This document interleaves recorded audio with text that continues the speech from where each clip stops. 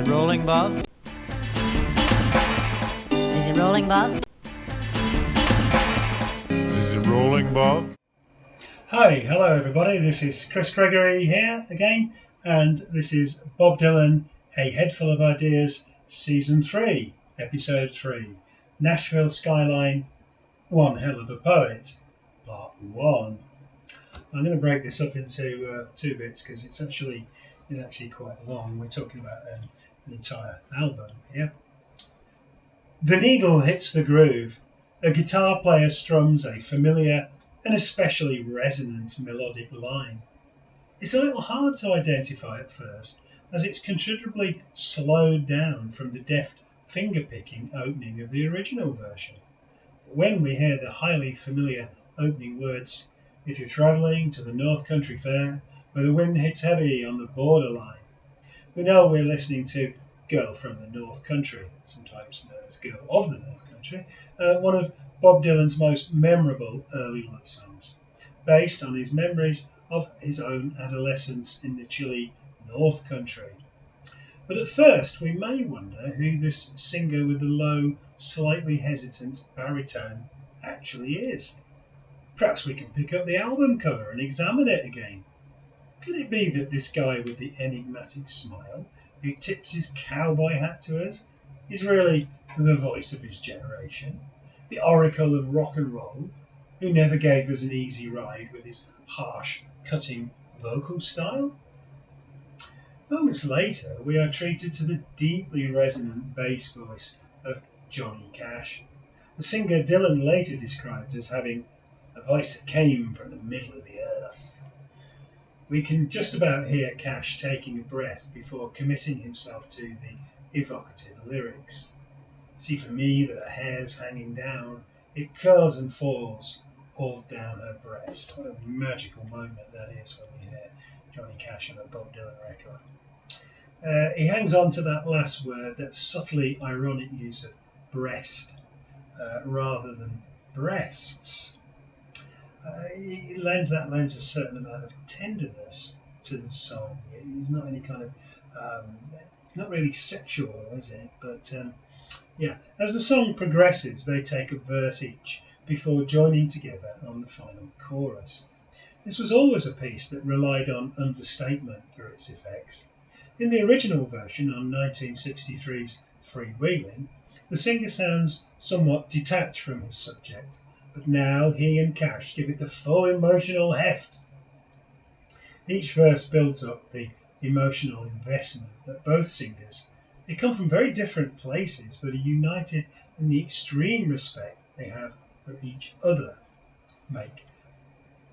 The performance becomes a kind of love song that they sing to each other. Whereas once it dealt in delicate remembrance, it now mines the emotional depths of the artist's deep reverence for the power of memory itself. To say that the opening song on Nashville Skyline from 1969 was something of a shock for many Dylan fans is certainly an understatement. Although the adoption of country stylings on much of 1967's John Wesley Harding had to some extent prepared them, here Dylan was utilising a full-on Nashville sound for songs which conveyed, at least on the surface, simplistic, even trite sentiments and used cliché in an unabashed way. This led many of those who viewed Dylan as the leader of the counterculture to believe he had sold out to commercial interests. This was around the time that the dreaded A.J. Weberman went through Bob Dylan's dustbins, and Bob Dylan had to confront him on the street. I believe he laid one on him, and anyway. But Dylan seemed to want to prove to the world that he could, if he turned his hand to it, write conventional romantic songs, and that he had the ability to adopt a completely different voice to the authentic one that listeners were accustomed to. But despite their brevity and straightforwardness, the songs on Nashville Skyline don't abandon poetic songwriting. As Johnny Cash says in his award-winning sleep notes, "Herein is one hell of a poet." The duet with Cash was chosen from the sessions that the two singers took part in during the recording of the album. The recordings eventually became available as part of the bootleg series release Travelling Through, released in 2019. It's been rumoured that Bob Johnston, Dylan's producer, is also Johnny Cash's producer, he actually arranged the sessions to coincide with Cash being in the studios, hoping the two would get together. What a clever fellow he was. Bob Johnston was notorious for being a completely hands-off producer. He would basically switch the tape on and tell the artist to do their thing, which in this case seemed to have worked extremely well. However, the rest of the collaboration between Dylan and Cash isn't so much to shout about, you have to say. Their collaboration lasted only a couple of days when they just happened to be in the studio together. So they didn't have a lot of time to rehearse or anything like that.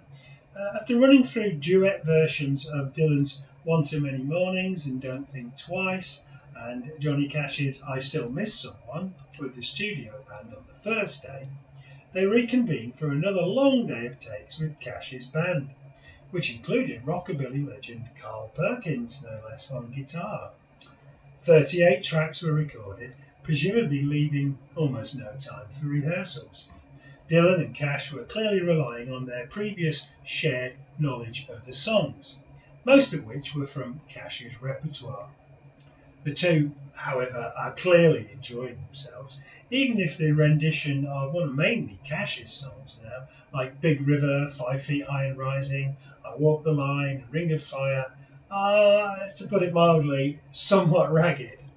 The duets also incorporate a couple of medleys of Jimmy Rogers' best-known tunes, along with Mystery Train and That's Alright Mama from Elvis's Sun sessions, and a few traditional numbers and hymns. Only Girl from the North Country and One Too Many Mornings appear to have been seriously worked on for possible inclusion on the album. One Too Many Mornings was in a film about Johnny Cash. The use of the Girl from the North Country duet to open the album was a clear attempt by Dylan to promote the virtues of a key genre of American music for an audience that previously rejected it as being too conservative. Remember, 1969 is the year of Woodstock. It's the kind of height of hippiedom, and there was a certain type of attitude towards country music, which was regarded as the music of the rednecks, the people that would beat you up, however, Dylan had grown up with country music. Dylan had a tremendous amount of respect for country music, particularly for the figure of Johnny Cash, who he was in awe of. Johnny Cash had also supported Dylan in his early career when the record company were thinking of dropping him, for which Dylan was kind of eternally grateful. The one new song that came out of the Dylan Cash sessions, however, was Wanted Man, a rather marvellously funny travelogue in which the singers take great delight in reading off a list of American place names while recounting the adventures of an outlaw who appears to have escaped both the law and the attentions of various rather colourfully named and presumably abandoned women like Nellie Johnson and Jeannie Brown. The song is a humorous update of Dylan's earlier unrecorded Rambling Gambling Willie, which eulogised a heroic outlaw figure, as well as I've Been Everywhere, a humorous song that was a hit for Hank Snow in 1962 and which also lists American place names. Dylan and Cash appear to greatly enjoy pushing the limits of what they can get away with here. It also appears as the first song in Cash's momentous and defiantly anti-establishment performance at San Quentin Prison, which was filmed for a TV special and commemorated by the release of a really marvellous soundtrack album. The raucous and highly volatile prison audience seems to get the joke. If you watch the film, you get the impression the audience is about to riot at any moment. It's one of the most confrontational videos you might ever see of live music. It is this, of course, again. You say this was the year of Woodstock when the hippies were sitting around, doing peace and love. Johnny Cash was really confronting stuff here. A very different version was recorded by Nick Cave on his album of covers, The Firstborn of Dead, 1985, which begins with Dylan's lyrics and then expands on them as the song appears to invite interpreters to do. In other words, you probably have a version of Wanted Man in England or Scotland or somewhere, just use the local place names. Cave's Wanted Man is, however, a very scary and genuinely dangerous figure as conveyed through his increasingly deranged rant as the tune builds up. Mr. Cave, the great Mr. Cave, I would say, is fond of a good rant. Following advice from producer Bob Johnston, Dylan had begun recording in Nashville, the capital of country music, in 1966 during the Blonde on Blonde sessions. After his motorcycle accident and a year spent making secret recordings with members of the band, he again travelled to the city to record John Wesley Harding. Dylan's notoriously fond of creating spontaneous art and is known to have little regard for studio trickery. Around this time, he even made quite a few disparaging remarks about the Beatles' Sgt. Pepper album, which was kind of heresy at the time to say that. Dylan regarded it as relying too much on sound effects and production techniques.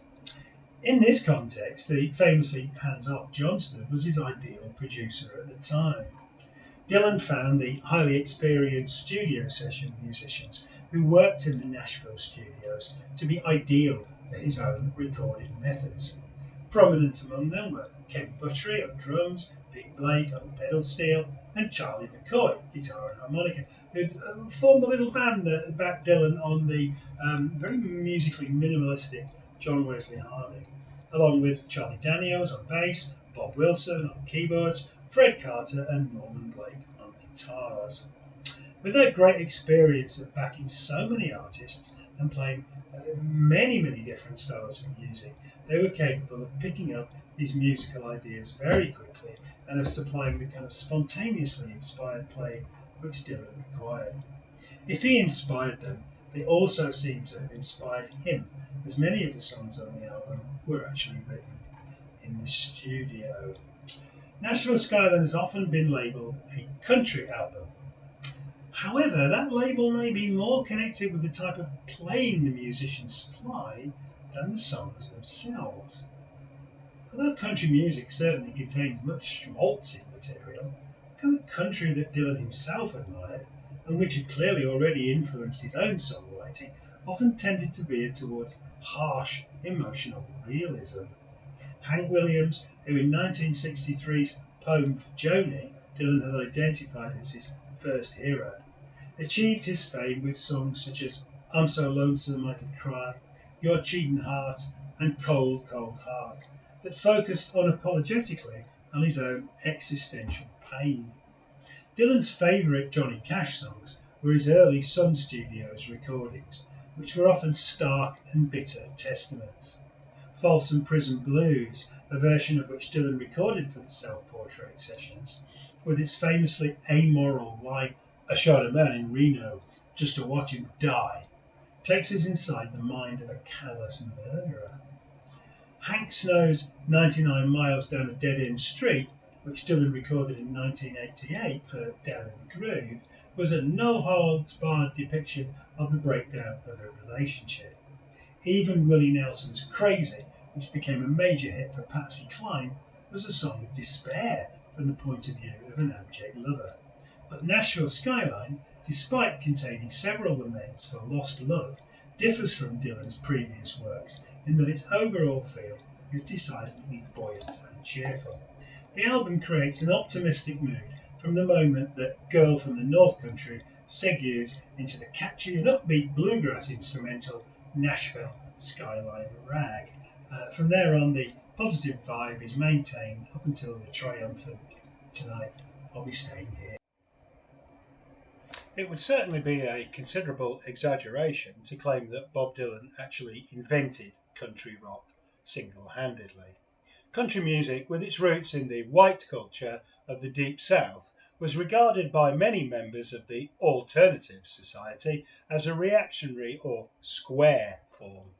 But a number of musicians who had grown up with this music, but who were also very much part of the hippie generation, were determined to show that it had its own unique strengths.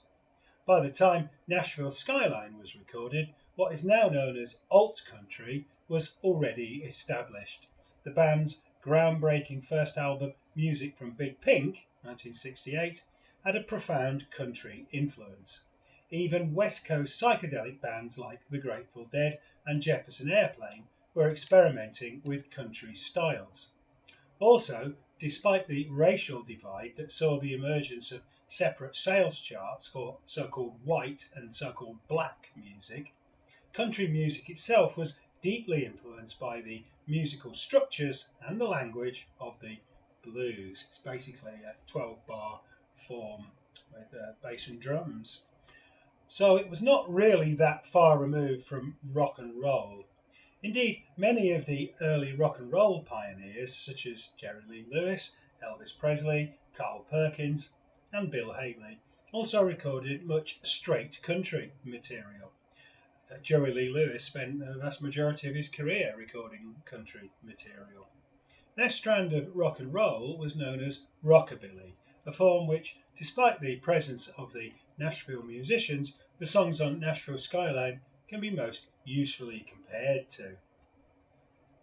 The visionary figure who was determined to change the prevailing view of country music was the extraordinarily talented yet tragically self-destructive Gram Parsons.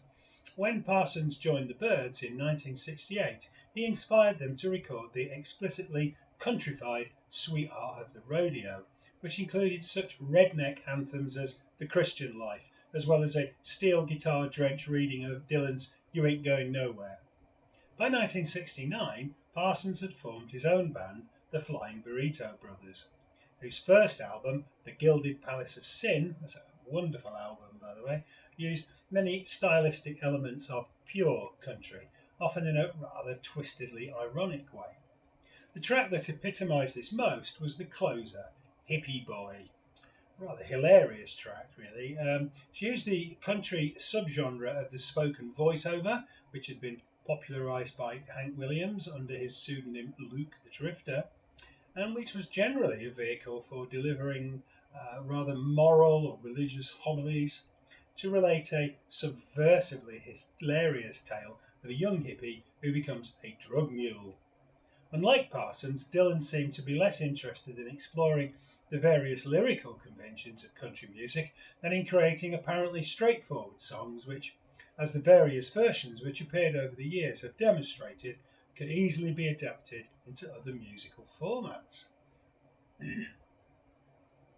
After the sprightly instrumental, Dylan is heard to utter the, by now immortal, words, "Is it rolling, Bob?" Those, of course, are the words that you hear at the beginning of my podcasts, which one presumes is him asking his producer if the tapes are ready to go. Of course, he's Bob and the producer is Bob, so he's not talking to himself. The phrase also works to kick in the 8 original songs that follow in quick succession. One of those little accidents in the studio that works very well. Bob himself is certainly rolling now. To Be Alone With You is a joyous confection whose narrator simply elaborates on the title phrase. He wishes to hold his lover tight the whole night through. Dylan claimed to have written the song for Jerry Lee Lewis, and it certainly has the rollicking feel of many of Lewis's more country-flavoured recordings, such as Chantilly Lace or Crazy Arms. The musicians hit a disciplined groove with delicate snatches of guitar counterposed against prominent bass and some distinctive piano runs.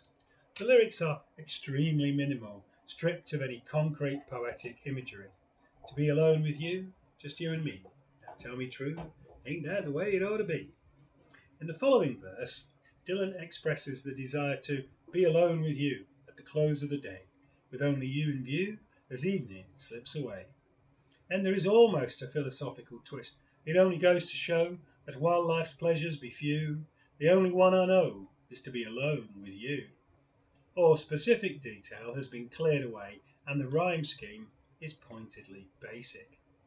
Here and in a number of other songs, the main lyrical influence may well be, rather than you'd expect Johnny Cash or Hank Williams, it's actually Buddy Holly, whose dexterous and highly memorable compositions certainly had a great effect on Dylan. Dylan apparently saw one of Holly's last concerts, possibly his last concert, in Hibbing, of all places.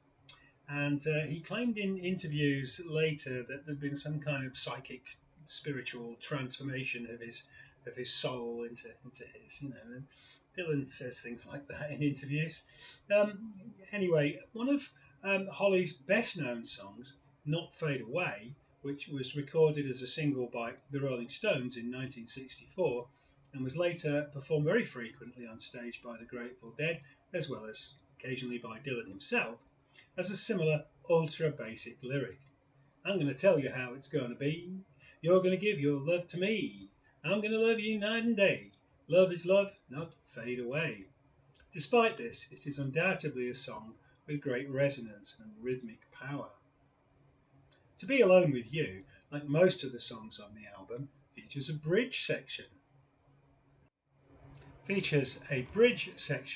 A conventional feature of pop songwriting which rarely appears in folk and blues material. Many country classics like Johnny Cash's I Walk the Line or Dolly Parton's Jolene also eschew this sweetening device. Dylan uses the bridge to contrast the blandness of the verses with some clever lyrical dexterity. He begins by trotting out a well-worn blues cliche. They say that night time is the right time, also the title of a Ray Charles hit, to be with the one you love. Then he throws the tongue-twisting, internally rhyming lines, too many thoughts get in the way in the day, but you're always what I'm thinking of, which take us helter-skelter into the final verse, which conveys more simply expressed longing. Finally, the narrator, identifying himself as a regular blue-collar worker, and thus an ordinary guy, says he will thank the Lord when my working day's through. The sweet reward he tells us that he will receive is unlikely, however, to be a spiritual one. Another feature of the Nashville songs which differs from most country material is their sometimes implied sexual explicitness.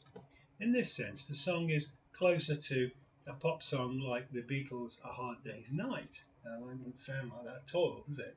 And certainly a lot of blues material than to most country songs, which, although they may be concerned with matters such as divorce or the effects of alcoholism on marriages, very rarely actually take us into the bedroom. There's no doubt here why Dylan's narrator wants to be alone with the subject of the song. All in all, it's the sort of material that the notoriously lascivious Jerry Lee Lewis would have lapped up, if you'll pardon the expression. Perhaps surprisingly for one of Dylan's slighter songs, To Be Alone With You has turned out to have a long performing history, although this did not begin for some 20 years after it was recorded. During the never-ending tour, Dylan often interspersed the Nashville songs into his sets, perhaps to provide a little light relief from the intensity of much of his other material. At the Tower Theatre, Philadelphia, on 15th of October 1989, now accompanied by a punky three-piece band, he opened the show with a raucous, speeded-up rockabilly version, dueling guitars with G.E. Smith. He played the song over 100 times between 1989 and 2019, mostly as a set opener, a kind of jokily metatextual welcome to the audience he was about to be alone with. After he switched from guitar to keyboards on stage in 2003, it appeared in set lists even more frequently. He could now indulge his inner Jerry Lee in splendidly enjoyable style. At least in his music, perhaps not in his personal life. Yes. In 2021, in Dylan's TV pandemic special, Shadow Kingdom, the song was almost completely rewritten, with the backing now reimagined as a Tex-Mex shuffle, dominated by accordion and acoustic guitar. Only the title phrase and a couple of other lines remain from the original, making this practically a new song. To be alone with you, Dylan begins, relishing the first of the new cliches he's about to deliver. Just you and I, under the moon and the star-spangled sky. Then he declares rather dramatically, I know you're alive, and I am too. My one desire is to be alone with you. What follows is a playful reconstruction of the song. Now he begs the object of the song to allow him just an hour in a castle high in an ivory tower. Little shout out to Van Morrison there, possibly. It becomes increasingly obsessional with I wish the night was here, now being followed by make me scream and shout. I'd fall into your arms, let it all hang out. This becomes rather disturbing when he declares that in order to be alone with her, he will hound her to death.